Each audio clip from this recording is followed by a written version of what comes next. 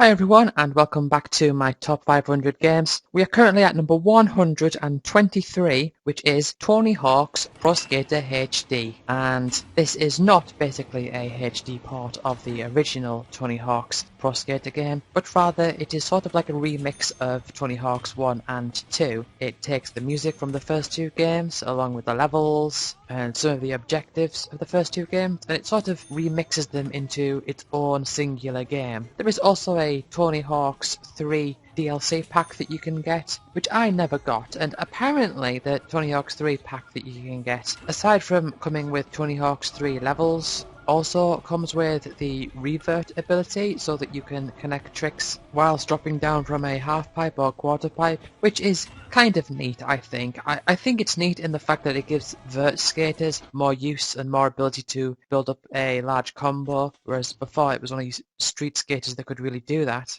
But I found that even though I never got this DLC pack, I was still able to do reverts every now and then, although it was quite finicky, and that is quite a big complaint that people have of this game, is that it is quite finicky. You do sometimes get times where things will just not work. And for me, I found that reverts were a part of that, despite the fact that I never had the Tony Hawk's 3 pack, so I don't know if I was meant to be able to do them, I don't know. But what I do like about this game, aside from the updated graphics, is that, at least for me, Tony Hawk games got to the point where they were rather easy, and so this game added some extra projectives, as well as the original objectives. So once you've done all of the main game, you can unlock extra challenges which are a lot harder, and I like that, and I did actually struggle with some of them, but I still enjoyed it. What this game doesn't do is it doesn't let you select the music, and I don't know if that's like intended as a feature where the music's meant to just be sort of there as a backing sound.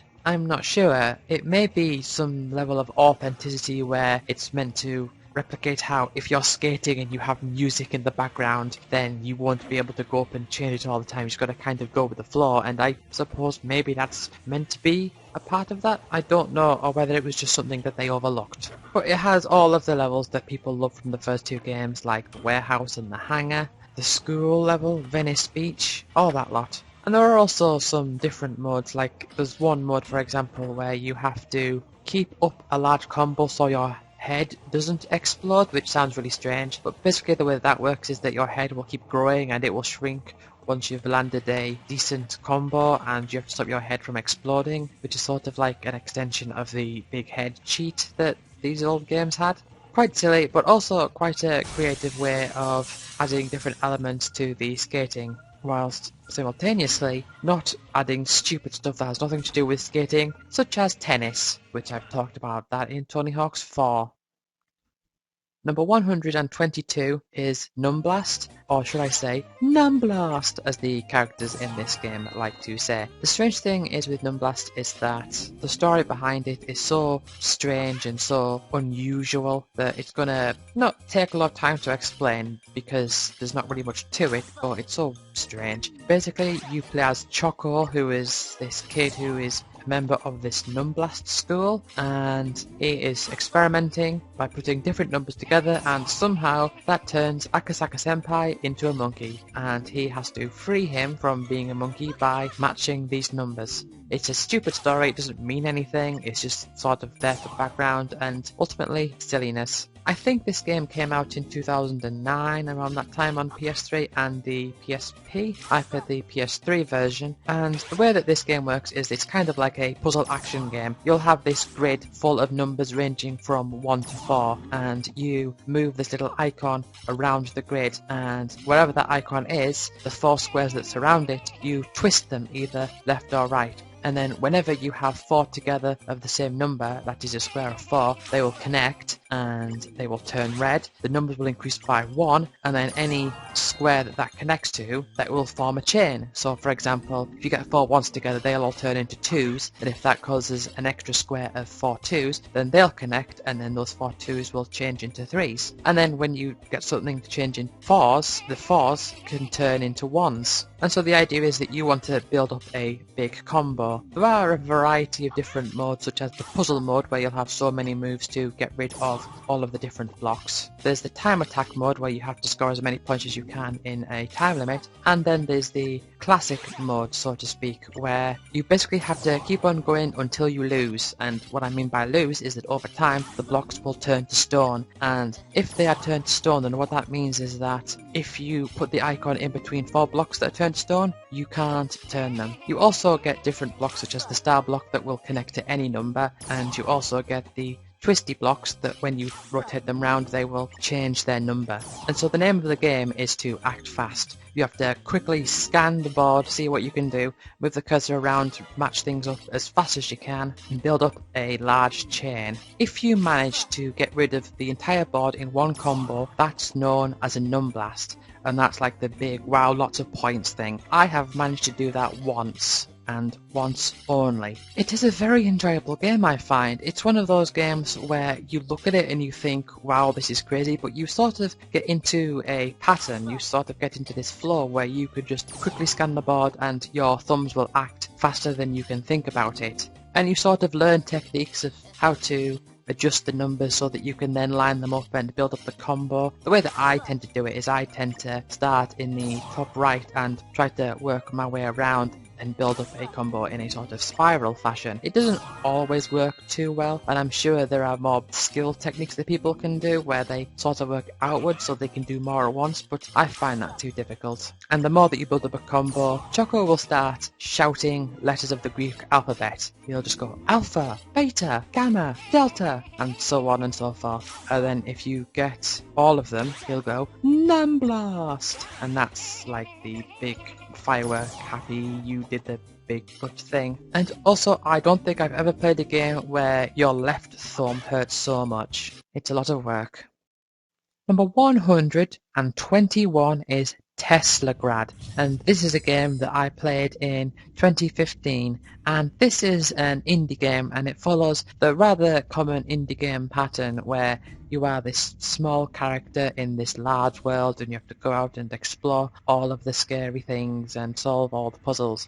But I really do like this one. The title is sort of like a mix between Nikola Tesla and Stalingrad, which is basically the idea behind the game, but as for the mechanics, it's a puzzle game that's based off magnets. So the game takes place in this tower, and within this tower what will happen is you'll come across all these different puzzles, and there'll be all these different rooms with different puzzles in them, and all of these puzzles are based off magnets, or at least they are for the most part. And as you go through, you'll unlock new things that will grant you new abilities. There is this giant room in the centre with a giant blue magnet at the bottom of the stage, I think it is, and you will eventually learn of that relevance later on, but you basically start and you get the ability to punch things to turn them into different polarities of magnet. So everything is either red or blue, and so if you have a blue platform and on top of that you have a red platform, then the red platform and the blue floor is going to be attracted to each other. So if you can stand on the red platform, for example, and then punch it and turn it to blue, then what that means is that the platform will suddenly be repelled from the floor and it will fly up to allow you to get to different ledges. And the game is basically puzzles all based on this. But you do unlock new powers as time goes on. So, for example, soon afterwards you will get this electric zap power, so you can dash forward, which will allow you to cut through thin walls or through these electric fences. You will eventually also get this suit where you can add your own polarity, so you can turn yourself either red or blue. That will allow you to, for example, do large massive jumps away from platforms, or allow you to stick to the roof whilst there's dangerous stuff underneath,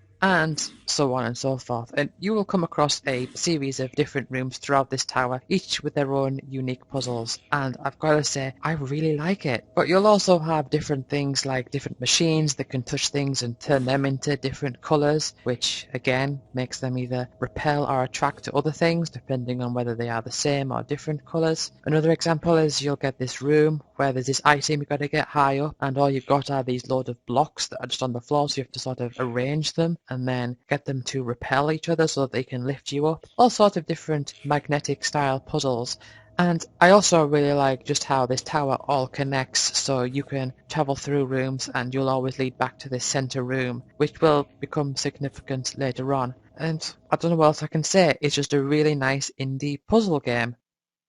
Number 120 is Tony Hawk's Professional Skateboarding, and this is the original Tony Hawk's game. And this is the first one that I saw and the first one that I played. The thing that the original Tony Hawk's game is known for now, I would say, is the fact that you can manual, which is a big thing that became prevalent in Tony Hawk's 2. So the only way you can really chain up combos is to find a line that would allow you to. So, for example, different rails that you could grind along. You can then jump off and do tricks and spins and all that sort of stuff. I was introduced to this game at the childcare centre that I have mentioned a few times in the past, and basically when I started playing it I was terrible. I tried the multiplayer with other players, and whilst they scored many tens of thousands of points, I was struggling to get 2,000-3,000, so I was just horrible at this game. But I still had some fun with it. The way that this game works with its challenges is that each level has 5 set challenges. There's always going to be one to collect the letters, there's going to be one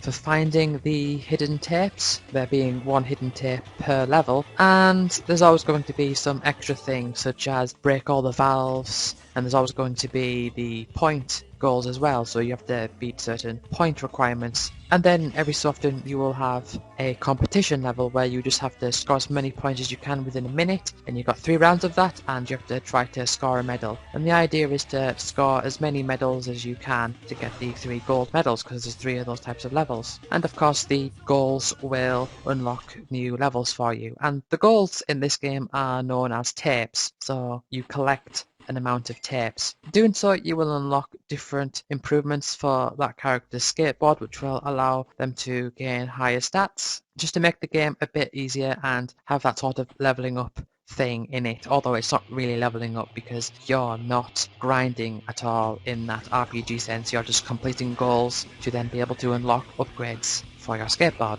What's funny is that when I first played this game, I was really into it even though I wasn't very good, and when I got home I remember really wanting to play it even though I didn't have it. And what ended up happening is we ended up scouring through our different demo discs, and me and my brother turned out we had a demo with Tony Hawk's on it. And so we played this demo of Tony Hawk's, and it was the first competition arena, and you had a 2-minute run just to score as many points as you could. You could only play as Tony Hawk or Bob Burnquist, and it was sort of like a beta of the game in a way, in that the display was all different, but still we were happy to find out that we had this demo, and we just played this demo for ages. This demo also only had one song in it, which was Primus's Jerry Was a Race Car Driver, so we really heard that song a lot. We actually made quite a bit of a joke about it, but what's funny about that is that I did eventually get into Primus as a band afterwards, and so I managed to do a lot of practicing on that, and I did get better. As for the music on Tony Hawk's 1